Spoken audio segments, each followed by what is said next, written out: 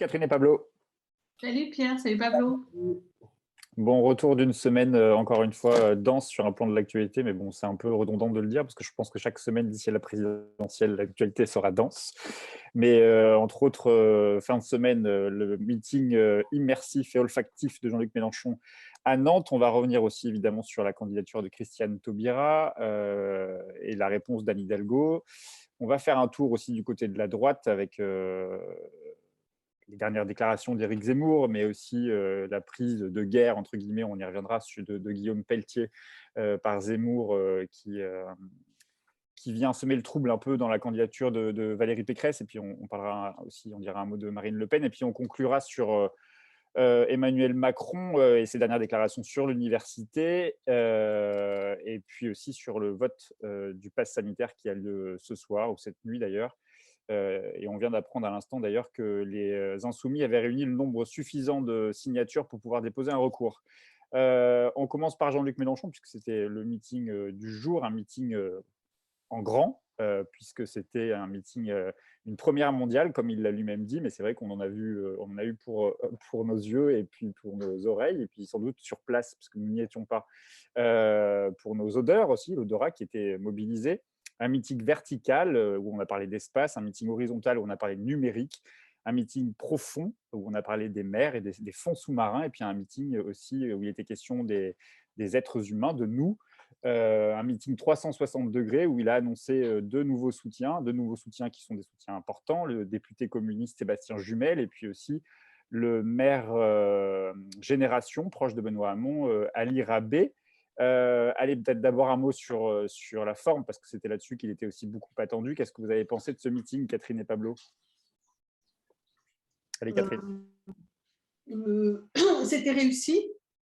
C'était en effet une forme assez… à la fois, moi j'ai trouvé bien parce que c'était assez neuf, c'était assez beau, et en même temps finalement relativement sobre. C'est-à-dire que il n'a pas cherché à faire des images numériques plein la vue tout le temps où ça bouge, où ça bouge, où ça bouge.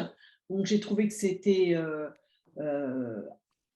grand, c'est-à-dire il y avait de la puissance de l'image, et en même temps cette image elle n'écrasait pas le discours, donc on a bien entendu ce qu'il avait à nous dire.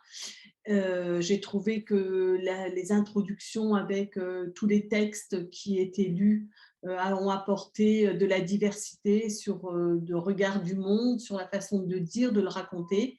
Bref, c'était un show, un peu un grand show, intéressant. Formellement, ça marchait. Il y a quelqu'un, j'ai vu dans les commentaires qui passait sur le côté, qui l'a appelé le Johnny des meetings. Mélenchon, le Johnny des meetings, mais c'était vrai, il était bon, quoi. Je veux dire, il était en one-man show, en parlant. Et ça sonnait pas faux. C'est vrai que ça ne sonnait pas faux. C'est-à-dire que ah oui, non, mais ça lui allait c'était… bien, quoi. Ouais. Oui, oui, tout à fait. C'est-à-dire qu'il était à l'aise et qu'il avait un peu d'humour, un peu de distance par rapport à lui-même par moment. Bon, c'était… Voilà, sur la forme, après on va revenir sur le fond. Moi, sur la forme, j'avoue que j'avais un léger doute sur le caractère immersif du meeting, parce que je me demandais bien si la politique s'accordait bien avec ce côté immersif. Mais en fait, c'était un immersif qui nous permettait d'être ensemble, donc ce qui est la recherche d'un meeting, mais ça ne nous faisait pas, ça ne nous subjuguait pas au point de nous faire perdre la raison, l'entendement, et on était quand même bien avec Jean-Luc Mélenchon en train d'écouter un discours à l'élection présidentielle. Donc, pour moi, c'est très bien. Anne-Sophie Dubois de BFM, elle a même dit, elle a eu ce commentaire que j'ai trouvé assez drôle et en même temps assez réaliste, qui consistait à dire que Jean-Luc Mélenchon avait renvoyé quasiment l'ensemble des candidats à l'élection présidentielle du côté du XXe siècle, au moins sur la forme des meetings. C'est vrai que sur la forme des meetings, il vient de balayer un siècle passé de meetings en inventant une nouvelle forme de meeting. Pablo? Je ne suis pas sûr qu'il l'ait véritablement inventé. Moi, la première chose, pour reprendre ce que disait Catherine, j'ai trouvé qu'effectivement, ce n'était pas tant les images et cette caisse qu'il y avait autour n'était pas tant immersive qu'illustrative, en fait. Et il les a utilisés finalement presque comme un tableau où il a dit regardez par ici, regardez là-bas, et puis ça fait ça, etc. Donc et ça, je pense que c'est ça qui permettait aussi la prise de distance critique on aurait pu craindre la perte de cette prise de distance critique dans un meeting proprement immersif. Et là, comme c'était qu'illustratif, il y avait cette prise de distance, donc j'étais heureux. Après, ce type de mise en scène, finalement, dans des meetings politiques, moi j'en ai déjà vu. Hein, aux États-Unis, lors de leur grand show, lors de leur grande convention, on a l'habitude, contrairement en France, de voir des écrans géants qui projettent ou bien des images ou bien des têtes de gens, etc. Cette disposition de l'orateur, des orateurs au milieu de la scène, ça, il l'avait déjà fait. Il l'a déjà fait. Oui, alors, il l'avait fait, mais avec pas beaucoup de gens derrière. Là, il était vraiment exactement au milieu d'un carré. Avant, parfois, on voit une tribune derrière, comme chez Zemmour à Villepinte ou je sais pas quoi. Là, il était exactement au milieu. Mais encore une fois, l'utilisation des écrans, c'est quelque chose qui est assez récurrent aux États-Unis. Après, la dernière chose, c'est que c'est un truc auquel nous, on n'a pas eu accès parce qu'on n'était pas sur place à Nantes, c'est le caractère olfactif. Mais d'ailleurs, c'est quelque chose qu'à mon avis, il faut noter parce que j'aimerais bien savoir ce que les gens sur place ont senti véritablement, parce qu'à un moment, il y avait écrit en dessous de l'image diffusion de l'odeur de l'espace. Alors, j'aimerais bien vraiment savoir ce que ça veut dire l'odeur de l'espace, comment ça a été synthétisé et genre à quoi ça ressemblait ce truc. Bon, alors, voilà, on vient de faire la forme de ce débat. Sur le fond, il est allé sur des terrains sur lesquels on n'a pas l'habitude de voir les candidats. On l'avait vu déjà en 2012-2017, aller sur le terrain de l'économie de la mer, à faire émerger dans le débat public, en tout cas, des sujets qu'on n'a pas l'habitude d'entendre ou sur lesquels on n'a pas l'habitude de débattre. Là, il est allé à nouveau sur l'espace, sur la question de la guerre de l'espace. Il faut dénucléariser l'espace. Sur le numérique aussi, sur la question de la mer et sur la question de la transition et de la planification écologique, il a été très précis. Et le tout d'ailleurs, sans presque jamais essayer d'être clivant ou de se distinguer de ses concurrents de gauche. Ça, il le balaye d'un revers de la main en disant tout ce qui se passe au centre-gauche, ça ne me regarde pas, et il est passé à autre chose très vite. Du coup, sur le fond de son discours, c'était novateur, attendu. Qu'est-ce que vous avez pensé de ses propositions, de son discours, qui était encore une fois d'ailleurs ce qui le fait renouer avec ce qui, moi, m'avait paru extrêmement important en 2012 et un peu en 2017, c'était la pédagogie, c'est la manière dont il présente les choses. Et là, il le faisait d'autant plus qu'il avait ce caractère, comme tu le dis, Pablo, entouré d'images qui illustraient son propos. Moi, j'ai voulu dire une chose tout à l'heure à propos du meeting et qui rejoint la forme et le fond, c'est que tout le monde annule ses meetings et Jean-Luc Mélenchon maintient ses meetings. Et je pense que ce n'est pas simplement pour nous montrer qu'il est capable de faire des images en 3D, je ne sais pas quoi, enfin un grand format, quoi. C'est-à-dire que Jean-Luc Mélenchon, il l'a dit d'ailleurs dans son meeting à un moment, ce qui lui importe, c'est la mobilisation. C'est-à-dire de montrer, de donner confiance, de montrer la force de ce mouvement et donner confiance à ceux qui sont là, mais surtout à ceux qui le regardent, et donc de décupler.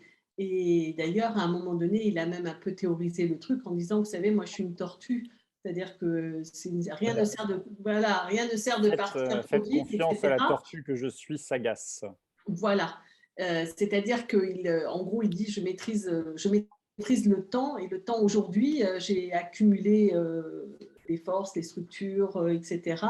Et le temps aujourd'hui, c'est celui de la démonstration de notre puissance, pas simplement la sienne, mais celle de du camp qu'il veut représenter, c'est-à-dire donner confiance et donner courage. Et c'est pour ça qu'il maintient les meetings, c'est-à-dire qu'il ne se cache pas derrière son petit doigt de la propagation du virus. Il a donné des masques FFP2, on a vu que tout le monde avait bien son masque sur le nez.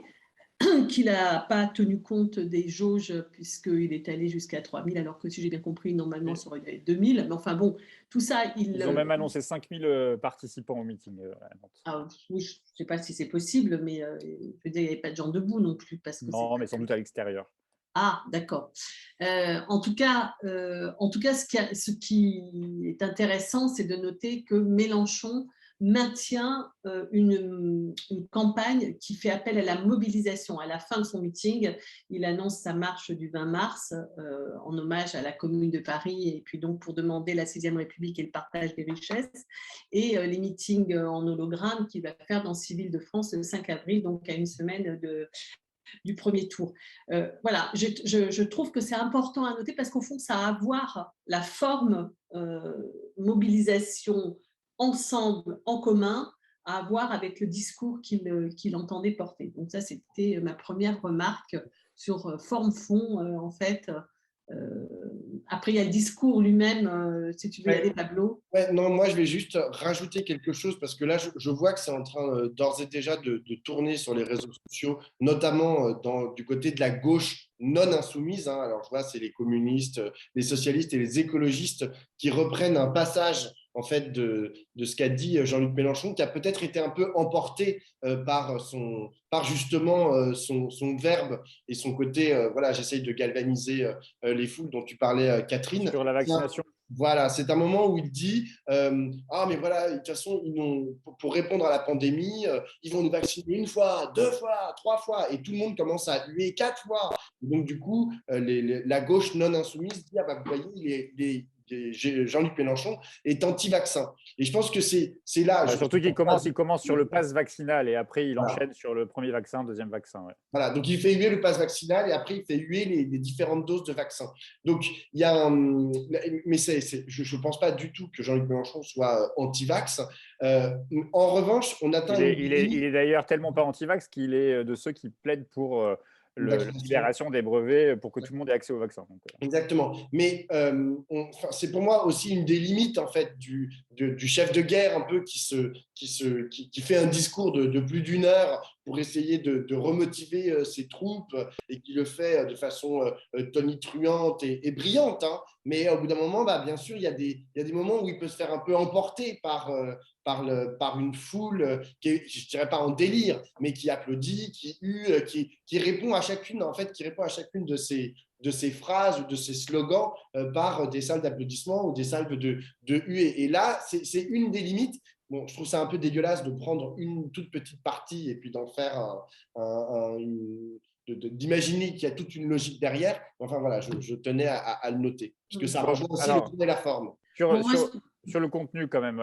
Sur le contenu, non. Moi, ce que j'ai trouvé fort intéressant, c'est que donc il a repris son discours sur la mer. Ça, c'est maintenant un peu attaché, je dirais, à Jean-Luc Mélenchon d'avoir mis en valeur l'importance de cette question sous tous ses aspects de géopolitique, d'écologie, de possibilités d'économie, de ressources pour l'énergie, etc. Donc ça, il l'a redit. Ça, c'était pas la partie la plus neuve. Par contre, en effet, il a parlé de l'espace. On a fait dans le numéro que les abonnés viennent de recevoir, on avait nous aussi identifié ce sujet comme étant, voilà, la gauche remplacée. Donc, on avait nous aussi identifié cette question comme étant une question qui mobilise à la fois les imaginaires, mais des enjeux contemporains très, très puissants, qui sont à la fois des enjeux militaires, des enjeux économiques. Et Jean-Luc Mélenchon les a très bien exposés et a pris une position qu'on peut attendre de lui, c'est-à-dire à la fois maintenir l'espace comme un lieu non marchand, il n'y a pas d'appropriation possible et qu'il faut démilitariser. Donc ça, il a bien développé. Et l'autre aspect qu'il a fait, qui m'a paru aussi très intéressant, c'est quand il a traité de la question de la toile, de l'Internet. Et là encore, il l'a traité sous différents aspects. C'est-à-dire à la fois les gains de productivité, il a traité la question de est-ce que ça va nous mettre tous au chômage ou pas, mais il a aussi parlé des questions d'indépendance. Là, moi, je suis beaucoup plus dubitative sur la proposition qu'il a faite de dire qu'il fallait que ce soit nous qui posions les câbles, etc. Parce que je crois que la question d'Internet est une question justement qui n'est pas soluble simplement à l'échelle de la souveraineté nationale, mais en tout cas, c'est une question qui peut se discuter. Et puis, il a parlé des enjeux de liberté et d'intelligence artificielle d'une façon plus générale.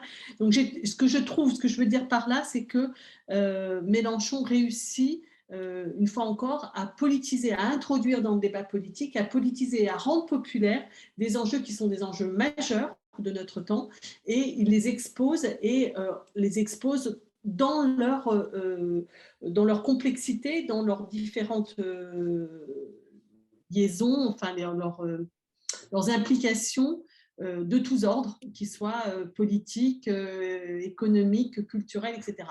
Voilà. Et donc ça, je pense que ceux qui ont eu le loisir de l'écouter ou qui peuvent l'écouter encore sur la chaîne YouTube, moi je trouve que ça valait vraiment, vraiment la peine. Voilà, de la politisation d'enjeux dont on n'entend pas beaucoup parler et qui sont fondamentaux. Sur les propositions, Pablo, il est allé loin, là, notamment au-delà du patrimoine à 12 millions d'euros. Je prends tout, c'est la nouvelle proposition. Et d'ailleurs, il dit qu'il finance à travers ça le revenu des étudiants.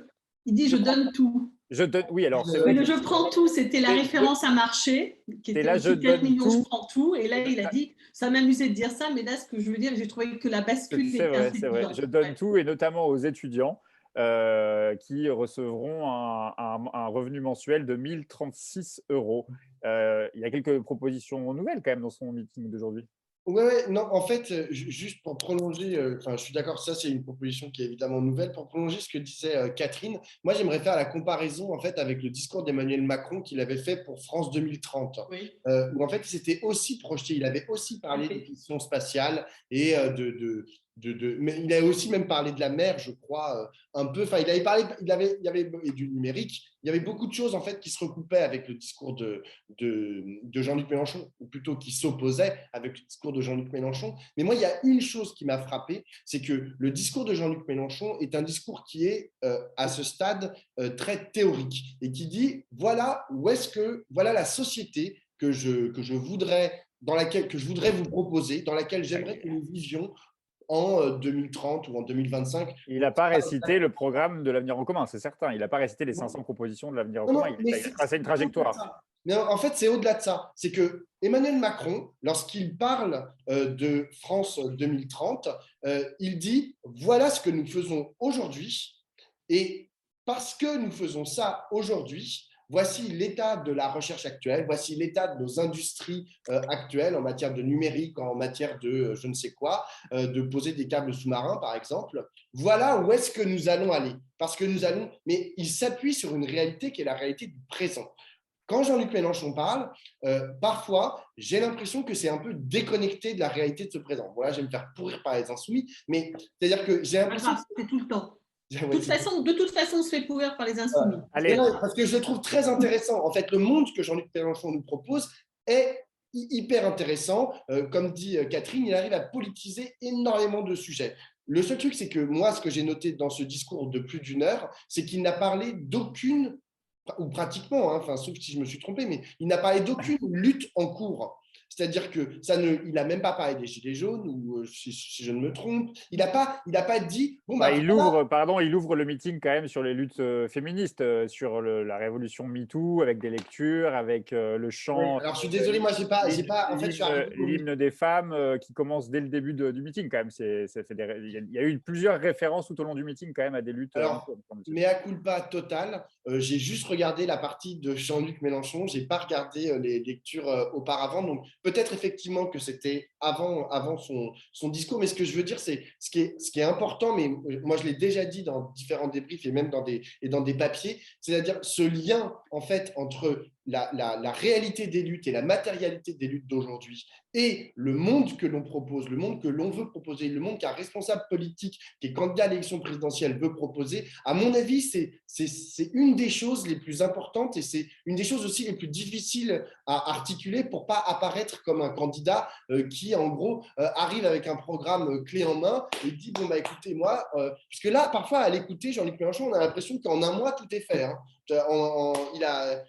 Il est élu le 22 avril, je ne sais quoi, et puis à l'été, il a mis en place tout son programme, et puis on vit dans le plus beau des mondes, qu'il n'y a plus de lutte finalement que les antagonismes à la fois de classe, de domination, etc., qui sont aujourd'hui la réalité de notre société, qu'une fois qu'il arrivera au pouvoir, ils n'existeront plus. Or, précisément, on sait très bien quand il dit je donne tout à partir de 12 millions, la proposition dont tu parlais, Pierre, on sait très bien la difficulté qu'il va y avoir à mettre en place une telle mesure, les blocages qu'il va y avoir à énormément de niveaux, au niveau constitutionnel, au niveau industriel, au niveau des grandes fortunes, etc. Tout le monde va se mobiliser, les gens vont se mobiliser, les forces conservatrices vont se mobiliser, ça va être excessivement dur. Donc, c'est voilà, la difficulté à articuler la réalité de la matérialité du présent et… Il se pourrait même que les chars russes débarquent sur les Champs-Élysées, d'ailleurs.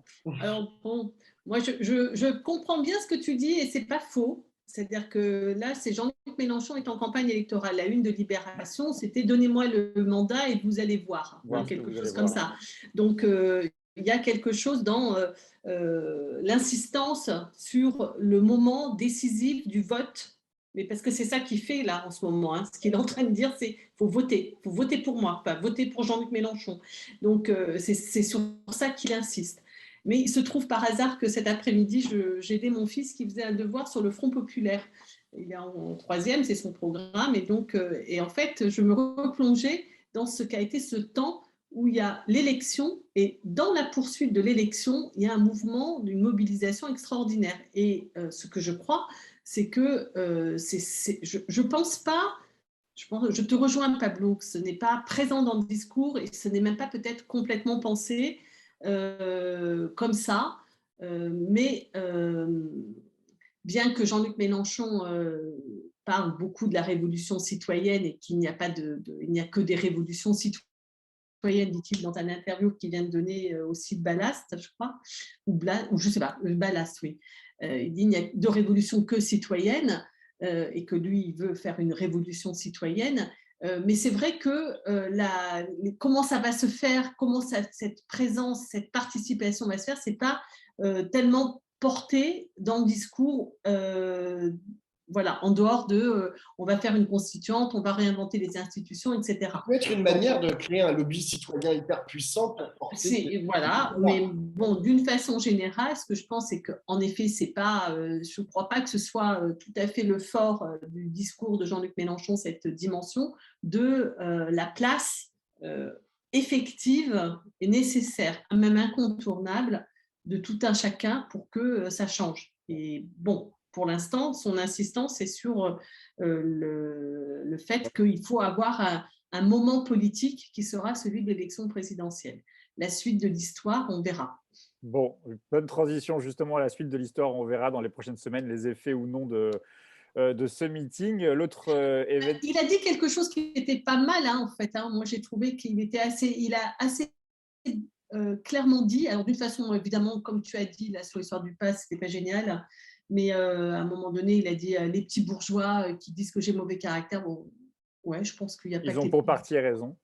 Oui, oui, mais voilà, le problème, c'est que éventuellement, c'est un petit problème d'avoir aussi mauvais caractère et donc de continuer de traiter les gens de petits bourgeois. Non, mais ce que je veux dire, c'est que faudrait être un tout petit peu plus, se dire qu'on n'est pas… Si les gens, ils ont la tête dure, il n'y a pas que les insoumis qui ont la tête dure. Il y a éventuellement tous ceux qui se font insulter par Jean-Luc Mélenchon, qui peuvent ne pas trouver ça trop génial de se faire engueuler par Jean-Luc Mélenchon. Mais ce qu'il a dit par ailleurs, que j'ai trouvé que c'était pas mal, sa façon de dire finalement toutes ces histoires du centre-gauche ne me concernent pas, voilà, et que pour la mobilisation, ce qui m'importe, c'est la clarté, et donc je ne suis pas concernée par leurs salades, les salades dont nous allons parler maintenant. Et je trouve qu'il a eu une formulation qui était cette fois moins désobligeante à l'égard de tous ceux qui pensent que la désunion de la gauche est désastreuse. Il ne l'a pas formulé dans ces termes, il a dit je ne suis pas concerné par leurs affaires et moi, je n'ai rien à voir avec eux. Il a une formule marrante, il a dit je ne suis pas leur copain. C'était bien dit, de façon claire et pas désobligeante. Justement, la transition nous emmène vers l'autre actualité, j'allais dire de la gauche, mais si on écoute Mélenchon, on va dire du centre-gauche, puisque c'est la candidature de Christiane Taubira hier à Lyon, à la Croix-Rousse, le quartier de la Croix-Rousse, un quartier qui est choisi opportunément, sans doute, pas sans doute, elle l'a même expliqué, par par Christiane Taubira, parce que c'est le quartier des ouvriers de la fabrique, le quartier des canuts surtout, et c'est aussi un symbole qu'elle a voulu identifier pour le lancement de sa campagne. Et Christiane Taubira est donc candidate à l'élection présidentielle depuis hier, alors au moins dans le cadre de la primaire populaire. Je fais vite, mais parce que Anne Hidalgo lui a déjà répondu en lui disant que c'était une candidature de plus, qu'elle ne faisait qu'ajouter que de la division à la division. Après elle-même avoir dit qu'elle ne voulait pas de primaire, puis elle voulait une primaire, puis les autres étaient des irresponsables parce qu'ils ne voulaient pas de primaire, puis elle ne veut plus de primaire, et maintenant que plus personne ne veut de primaire, bah, du coup, Christiane Taubira se retrouve parmi les responsables et les irresponsables de la politique. Bref, allez, un petit paquet de Jeanne Hidalgo, Christiane Taubira pour tous les deux, parce qu'après, on va passer à la droite et à la droite, parce que j'allais dire à la droite et à Macron, mais à la droite et à la droite. Allez-y, lâchez-vous sur le Alors moi, ce que je ne comprends pas, j'avoue que maintenant, je ne sais pas qui peut m'expliquer le sens de cette candidature. Parce que franchement, ah bah oui, franchement, je veux dire, là maintenant, ça devient, on va faire un quiz à regard, où les gens vont être invités à voter sur pourquoi Taubira se présente. Parce qu'elle ne se présente pas pour… Peut-être parce qu'elle a un potentiel électoral plus important que celui d'Anne Hidalgo, et que la primaire populaire peut être une… D'accord, donc elle a un potentiel… je veux dire, avoir plus que 3,5% en potentiel électoral, c'est pas… Alors, si on prend le dernier sondage, si on prend le dernier sondage, elle fait le double du score d'Anne Hidalgo quand même. Si elle la remplace. Non, pas du tout. Anne Hidalgo est à 2, 2,5 et Christiane Taubira est à 4, 4,5. Donc, ah bah non, mais c'est risible. Comme dirait votre meilleur ami François Hollande, nous parlons du monde des Lilliputiens. Donc, ça n'a pas de sens. Donc, ce que je veux dire, c'est que la prétention de Taubira, qui est de réunir la gauche pour l'amener au pouvoir, je veux dire, c'est quand tu fais 4,5, on verra déjà si elle gagne la primaire populaire. Non, mais même si elle gagne la primaire populaire. Non, on verra si elle gagne la primaire populaire. D'accord. Bon, moi, ce que je pense, c'est qu'il y a vraiment, là, il y a un doute. En tout cas, c'est certain qu'elle accroît le trouble plus qu'elle ne le résout avec sa candidature, que c'est à peu près incompréhensible. Alors moi qui aime bien faire des théories sur n'importe quoi, j'en ai une à vous proposer. Je vous la livre. C'est qu'en fait, le Parti socialiste n'a pas réglé ses différends depuis 2017, et qu'elle elle est la tenante d'une certaine ligne social-démocrate, je dirais non valsiste, et que d'ailleurs elle a l'air de rassembler autour d'elle un certain nombre d'élus socialistes qui ne sont pas forcément des militants pro-valsistes, tandis que comment elle s'appelle, Anne Hidalgo, elle a fait toute sa campagne depuis le départ, avant même d'être candidate, quand elle a commencé à dire que les écologistes et les insoumis avaient un problème avec la République, qu'elle a pris Carole Delga comme chef de campagne, que Olivier Faure s'entoure des lieutenants de Manuel Valls dans son cabinet, que tout ça dessine un périmètre très valsiste de la campagne de Anne Hidalgo, et que Taubira, elle fait un peu autre chose, et elle est soutenue par le PRG qui a une position, je dirais, sur les questions de laïcité qui est un peu meilleure que celle d'Emmanuel Valls. Donc, est-ce que c'est ça? Alors, est-ce que ça mérite de faire une candidature à l'élection présidentielle, surtout quand ce n'est pas aussi clairement énoncé?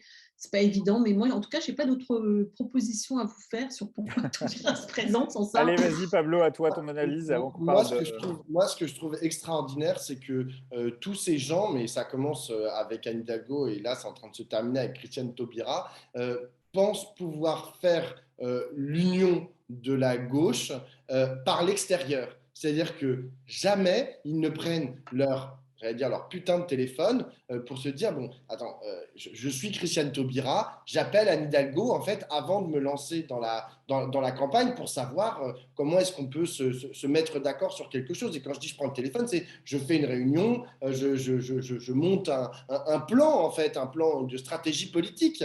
Là, ils sont chacun dans leur couloir. J'imagine que Christiane Taubira, elle est entourée de formidables conseillers et conseillères, sûrement de quelques grands élus, etc. Et que tous ces gens-là lui disent non mais c'est toi Christiane, là tu dois y aller absolument, c'est toi la seule qui peut faire ça, et donc du coup elle doit s'auto-persuader que c'est le moment pour elle, mais le résultat c'est que il n'y a aucune entente avec aujourd'hui celle qui est encore la candidate du Parti socialiste, Anne Hidalgo, alors qu'elles sont exactement sur les mêmes plates-bandes. C'est-à-dire ce que tu dis, Catherine, c'est tu dis oui, c'est l'héritage valsiste versus l'héritage non valsiste du Parti socialiste, mais je pense que ça, c'est une théorie qui oublie un peu que ces gens ne se parlent pas. C'est qu'en fait, c'est pas incompatible, hein.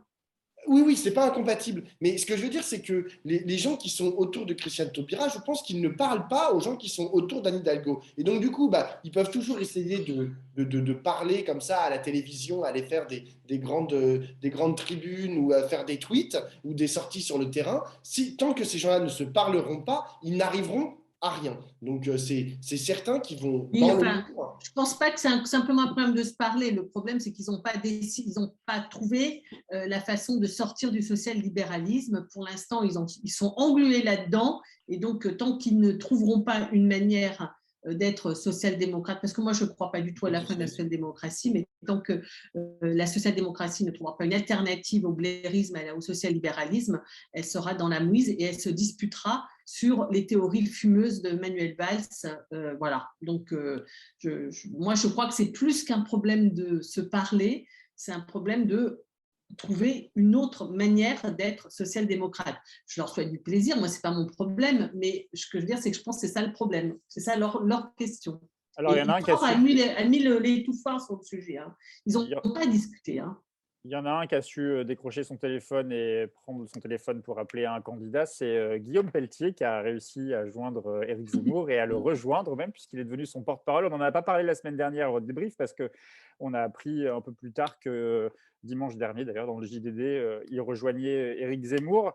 Est-ce que c'est vraiment un coup dur pour Valérie Pécresse ou est-ce qu'au final, elle garde Éric Ciotti dans ses rangs et tant qu'Éric Ciotti, justement, garde l'espace zémourien au sein des Républicains, il n'y a pas de problème. Est-ce que c'est significatif? On en a entendu beaucoup parler cette semaine, mais est-ce que c'est si significatif que ça pour Valérie Pécresse, Pablo? Est-ce que c'est une prise de guerre? J'en sais rien. Est-ce qu'il va faire quelque chose dans la campagne? J'en sais rien non plus. Quel rôle il va avoir dans l'organigramme d'Éric Zemmour? Je ne sais pas tellement. Après, c'est la théorie. Là, je vole la théorie de Catherine Tricot, si présente. Si présente. Non, mais Guillaume Alors, laissons à Catherine donner sa théorie plutôt. Non, mais. Je trouve ça très intéressant. Ouais, non, mais... Sur la droite. Oui, c'est la droite hors des murs, c'est certain. C'est-à-dire qu'en fait, comme Ménard, Guillaume Pelletier travaille aux passerelles, à la création de passerelles entre la droite et l'extrême droite. En 2007, Sarkozy était un peu sur ses positions, mais dites autrement ou exprimé autrement, c'est-à-dire qu'il avait travaillé à remettre à la maison les électeurs de Jean-Marie Le Pen et les faire revenir sur les élections républicaines. C'était donc l'axe de la campagne de Sarko. Ça a été son mandat, et notamment à partir du discours de Grenoble, où il a vraiment tapé comme un sourd sur les axes d'extrême droite, et il a pris Guillaume Pelletier en 2012 comme porte-parole. C'est-à-dire que là, c'était on va faire revenir à la maison ceux qui avaient été tentés par l'extrême droite. Et là, je pense que c'est véritablement sa fonction politique et sa conviction politique à Guillaume Pelletier, et qu'aujourd'hui, il va avoir comme fonction à l'intérieur de l'espace zémourien d'être celui qui peut raconter l'histoire de la légitimité emmenée du côté d'Éric Zemmour. Zemmour n'arrête pas de dire « je suis le RPR maintenu d'une certaine manière », et Guillaume Pelletier le raconte « je suis la ligne Sarkozy de 2007 à 2012, j'étais le porte-parole de Sarkozy, j'étais le numéro 2 des Républicains, donc vous pouvez… en tant que républicain, en tant qu'élu républicain, rejoindre Éric Zemmour, vous êtes dans une continuité, une filiation sarkozyste, etc. Enfin, Brice Hortefeux et j'en passe et des meilleurs. Et d'ailleurs, bon, alors je ne sais pas ce que ça vaut, ils annoncent 10 000 militants ou sympathisants LR qui soutiennent Éric Zemmour, 1500 élus. Je ne crois pas que ce soit très vrai tout ça, je ne pense pas que ça se passe de cette manière, mais en tout cas, symboliquement, ça donne une continuité, une passerelle entre les LR et Éric Zemmour, qui commence à être un peu cornérisé à l'extrême droite.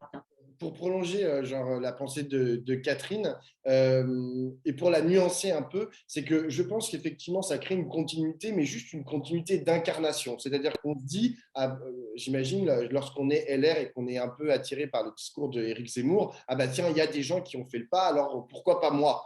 Et c'est ce que j'imagine l'équipe d'Éric Zemmour compte mettre l'accent là-dessus en disant que Guillaume Pelletier a rejoint leur rang. En revanche, lorsqu'on écoute en fait les discours tenus par Guillaume Pelletier, je ne pense pas qu'il puisse jouer au sein de l'équipe d'Éric Zemmour ou même à l'oreille d'Éric Zemmour la tâche remplir la fonction du membre de l'UMP ou du RPR ou de Les Républicains classiques, parce qu'il ne l'était pas lorsqu'il était chez les LR. Il tenait déjà en fait des discours qui ressemblaient, bon an mal an, à ceux d'Éric Zemmour. Et donc, moi, c'est une question aussi de ligne politique, c'est-à-dire que la ligne politique qu'a incarnée Guillaume Pelletier depuis 2007 est une ligne politique d'extrême droite. Et de façon quasi assumée. Et donc, du coup, le fait que… Mais là, je rejoins un peu, c'est la thèse qui est défendue par les hiérarques des Républicains, qui disent Guillaume Pelletier ne fait que revenir au bercail, en fait, à sa première maison, tout comme, comment il s'appelle, Buisson. Pareil, ils retournent, en fait, à leurs premières amours. Oui, mais ils ont eu le soutien, ils ont été au premier plan avec Sarko. Oui, ils ont été au premier plan, mais ça, c'est de l'incarnation, c'est de l'affichage politique. Non, c'était la politique de Sarko. Non, mais c'était la politique de Sarko. C'est-à-dire qu'en fait, ce que dit Zemmour, c'est je ne fais que dire, ni plus ni moins, ce que Chirac et Juppé ont dit dans les années 90, avec toutes les vidéos qui sont ressorties, et ce que Sarkozy a fait avec Pelletier, notamment. C'est-à-dire que donc il se légitime ce discours de je ne suis pas l'extrême droite, je suis la droite assumée. Il le légitime, mais il ne l'étoffe pas. Il ne l'étoffe pas. Il le légitime sans l'étoffer, puisqu'il est déjà là, le corpus. Éric Zemmour ne changera pas son corpus. Il a son discours et il ne bougera pas d'un iota. Oui, mais ça, c'est quelque chose, j'ai l'impression, qui est un peu nouveau en politique. Les discours sont là, les programmes sont là, et on n'y touche pas. Voilà. Et après, par contre, il y a des ralliements au gré de l'arrivisme politique des uns ou des autres, mais c'est tout. Les discours, ils sont posés. Bon, alors il y en a un qui n'en finit plus d'assumer sa droite et de courir à droite et d'assumer d'être de droite, c'est Emmanuel Macron qui nous a encore fait une jolie sortie cette semaine sur le monde étudiant, sur le monde de la recherche, sur l'université de manière générale, puisqu'il a expliqué qu'il fallait remettre en cause la gratuité de l'université. Qu'est-ce qu'il fait, Emmanuel Macron là? Il s'adresse à son électorat, il conforte un électorat de droite. C'est ça. En même temps, c'est ça que je voulais vous dire, oui, en disant ça, parce qu'en plus, il dit ça, il n'a pas été tellement contredit, mais il faut quand même avoir en tête qu'il dit ça. C'est une espèce de truc très dogmatique de dire que l'université coûterait cher aux Français parce qu'elle serait gratuite pour beaucoup d'entre eux. Ce qu'il faut surtout dire, c'est qu'il y en a quand même beaucoup qui tentent l'université, mais qui sont obligés de travailler à côté pour payer leurs études parce que tout le monde n'a pas accès aux bourses d'études. Mais il faut quand même avoir en tête que l'université, c'est le deuxième poste budgétaire par tête d'habitant. Hein, c'est 8 790 € par année. L'apprentissage, c'est un peu moins. L'ENA, c'est 89 000 €. Polytechnique, 62 000 €. L'ENS, 42 000 €. Sciences Po, 17 000 €. Donc, on ne peut pas dire que l'université ruine. Peut-être ce qui pose problème à Emmanuel Macron, c'est que la masse des jeunes, des étudiants est rentrée à l'université et que ça l'embête parce que on rentre dans un univers qui n'est pas professionnalisant et que ça aussi, vous devez le remettre en cause.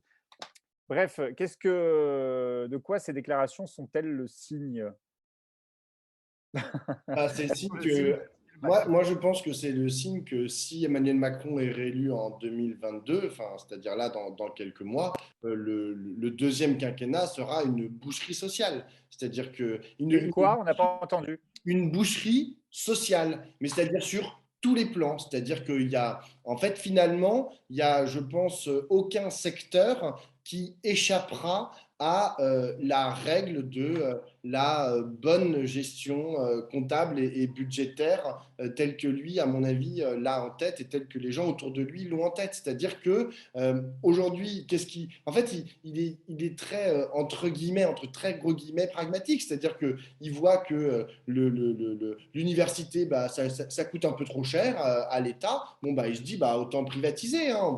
Il voit que l'hôpital public, bah, ça coûte un peu trop cher. Au lieu d'ouvrir le portefeuille et de se dire, bon, bah, comment est-ce qu'on va pouvoir faire qu'on ait un hôpital public qui tienne la route pendant pour les années à venir, eh ben, on va plutôt continuer en fait à réduire les budgets, à fermer les lits, et puis on va encourager la médecine libérale. C'est-à-dire qu'il y a une logique de privatisation d'à peu près tous les secteurs. On aurait pu imaginer que l'université allait pouvoir y échapper, finalement, que l'enseignement supérieur allait pouvoir y échapper. Et bien, finalement, la preuve que non. Même l'université est soumise au dogme libéral d'Emmanuel Macron. Dans son meeting, Jean-Luc Mélenchon a fait un passage que moi j'ai beaucoup aimé sur l'égalité, où il cite un philosophe avec qui il a discuté et qui disait l'égalité, c'est la mère, la base de toute émancipation et de toute révolution. Et je pense qu'Emmanuel Macron est quelqu'un qui pense profondément que les dynamiques sont des dynamiques inégalitaires. Pour ça, je pense que vraiment, c'est une question tout à fait cardinale, la question de l'égalité pour se positionner dans la société. Et donc, c'est pas simplement une question d'économie, c'est pas simplement mettre des picaillons de côté, c'est qu'il veut en finir avec l'université de masse. C'est-à-dire que 3 millions d'étudiants à l'université, je pense que c'est franchement tout à fait exagéré. D'ailleurs, ce qu'il propose, il dit pas, il constate la sous-dotation de l'université. Hein. Il dit il n'y a pas assez de moyens à l'université, je vais en donner autant qu'aux grandes écoles. Et pour cela, ça ne peut pas être l'État qui fait déjà beaucoup. Ça sera donc soumis au financement par les étudiants, en ajoutant évidemment, comme à chaque fois, j'imagine, mais on va revaloriser les bourses ou je ne sais pas quoi, il y aura des exonérations pour les boursiers, enfin, la flûte habituelle sur le sujet. Donc moi, je pense que c'est plus profond que simplement une question de gestion comptable. Je pense que c'est vraiment comme ça. Parce que l'université et le savoir, la recherche, tout ça, dans le logiciel macronien, ce n'est pas une question secondaire. Je pense même que c'est une question assez capitale et assez centrale. Et il a vraiment, je pense qu'il veut le resserrer. Et le deuxième élément de son discours, ce n'est pas simplement qui va augmenter les droits d'inscription pour donner plus d'argent. La deuxième élément, c'est de dire qu'on va arrêter avec le fait que ce soit des gens qui discutent du sexe des anges, mais on va maintenant recommencer à aller vers des formations qui sont en lien avec les besoins des entreprises. Alors, bon, là, je pense qu'on a tout à fait en tête toutes les attaques de Jean-Michel Blanquer sur les recherches universitaires qui pervertissent l'esprit de notre belle jeunesse. Mais par ailleurs, je veux dire, vraiment, je pense que ce discours sur l'université est très emblématique et pas du tout secondaire. C'est comme le discours qui va être prononcé mercredi sur l'Europe.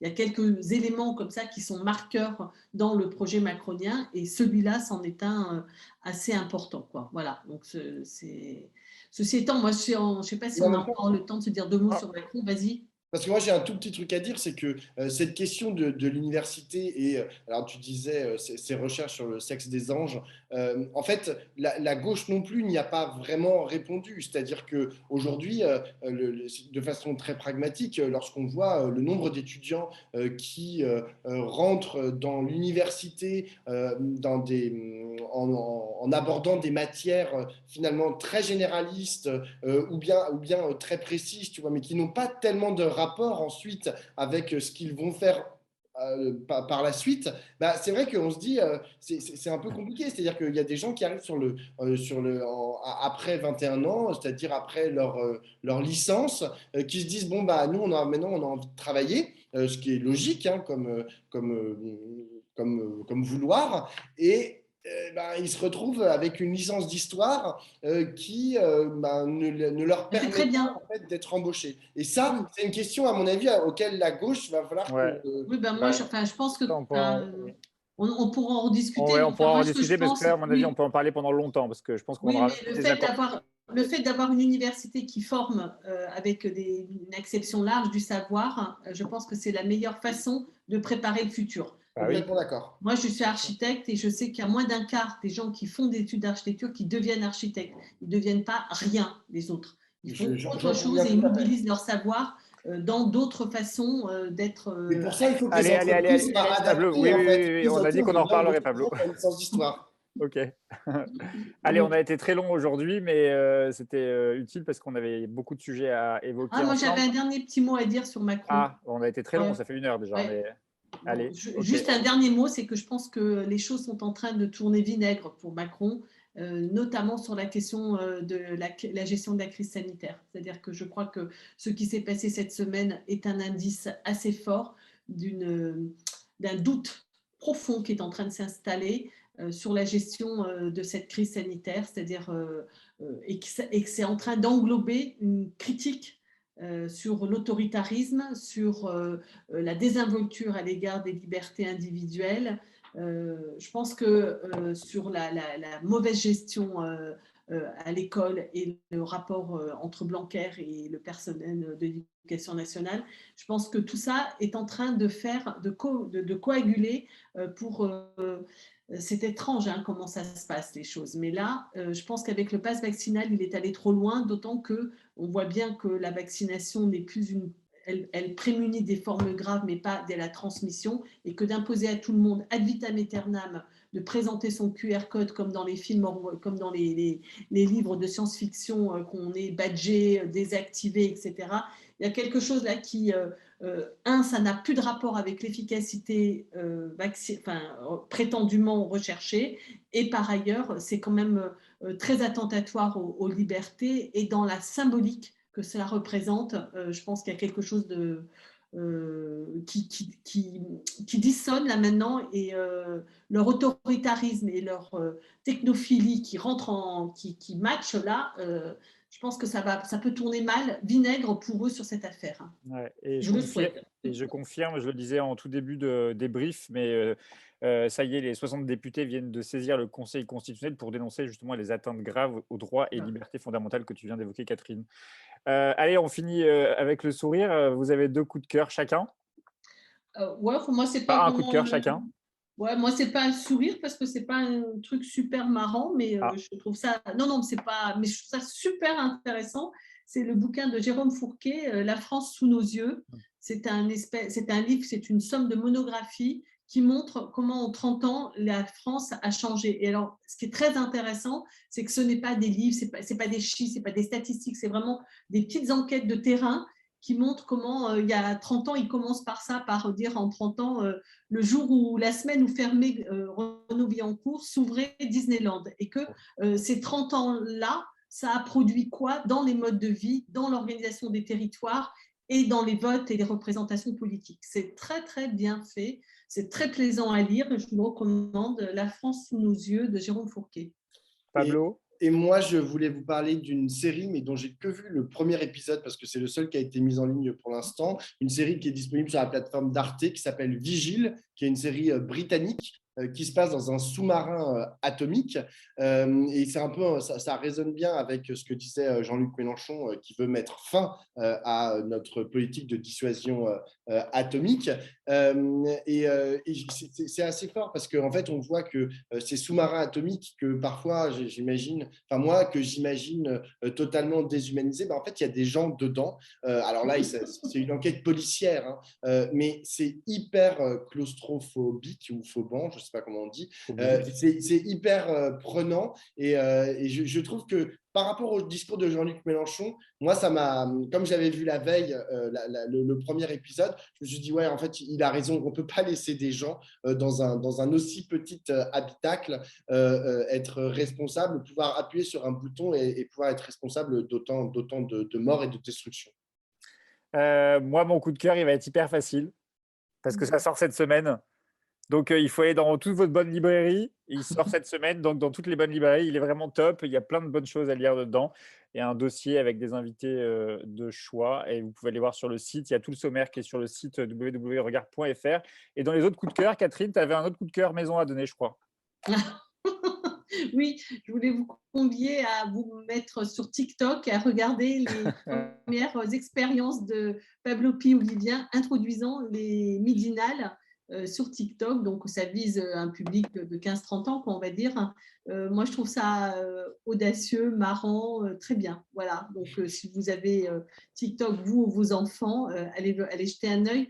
Le compte TikTok, c'est Revue Revue Regard. Regard, tout attaché. Revue Regard S, tout attaché. Allez, et en parlant de Midinal, demain, rendez-vous Midinal à partir de midi. L'invité sera le président du Parti radical de gauche, parti soutien de Christiane Taubira. Ouh, on est flattés. Allez, bon dimanche. Ciao.